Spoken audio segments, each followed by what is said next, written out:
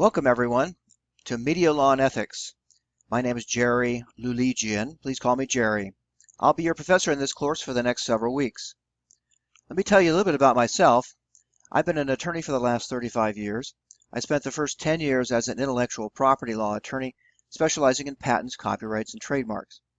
After that time, I went into becoming a public prosecutor and a trial attorney, and lasted for the next 23 years in that position. I then retired from that position, but before I did, I had been teaching for about 12 years before I retired. And now that I have retired from a public prosecutor's position, I am dedicating full time to teaching. I really enjoy our class, and I hope that you will be able to enjoy the learning that we're going to have in store for you. Let me go over what we're going to be studying just to give you an overview of what's going to come your way. But remember that what's coming your way are ways in which you can protect the legal rights that you have in your hard work, and also ways to prevent yourselves from getting into needless legal trouble that will cause you all sorts of grief that you just don't need. So we're going to both know how to secure our rights under intellectual property law, and then we're also going to make sure that we don't get into the legal traps that people get into sometimes because they don't know of the rights of others, and they sometimes end up stepping on them. All right, so let's get into the specifics of the course.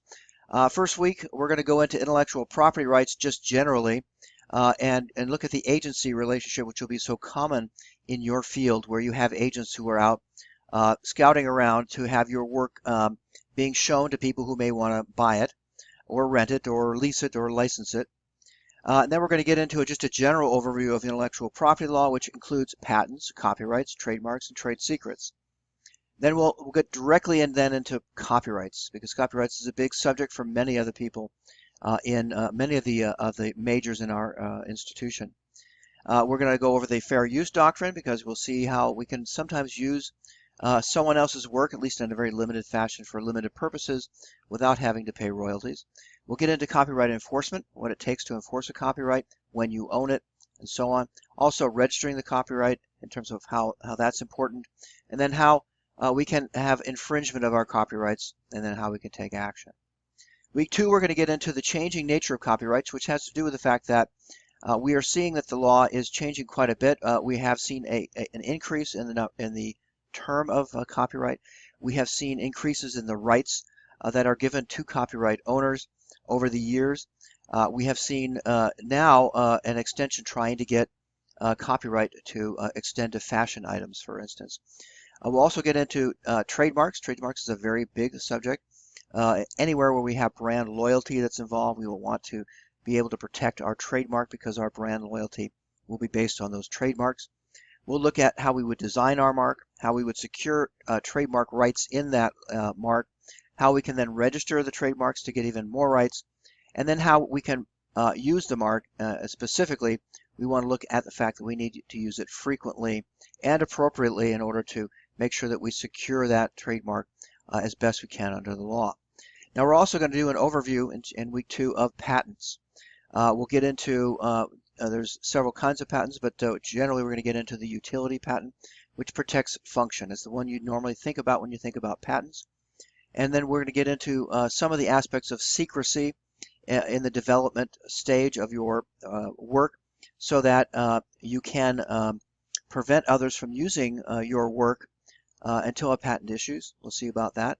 And then we'll also talk about patent notification, which has to do with when you have a patent application pending and you want to stop someone later on from using your invention, but maybe they have it now. You simply notify them that you have a patent application so that they cannot later say, well, you misled me, and so now you have to let me produce this item for the next several years to get back my investment that you forgot to tell me that I shouldn't have done. So this basically puts them on notice that there is a patent that might come out, so on. We'll also get into claims infringement and defenses to patents to see how we can enforce our patents. Then in week 3, we're going to get into trade secrets. Most people don't know what a trade secret is, but most companies have them. The typical and most common trade secret are client lists. But they go into much more deep things than that. It goes into processes to make things. Anything that basically is kept secret that gives you an advantage over your competitors is protected by trade secret law. In fact, the theft of a trade secret is a felony in most states.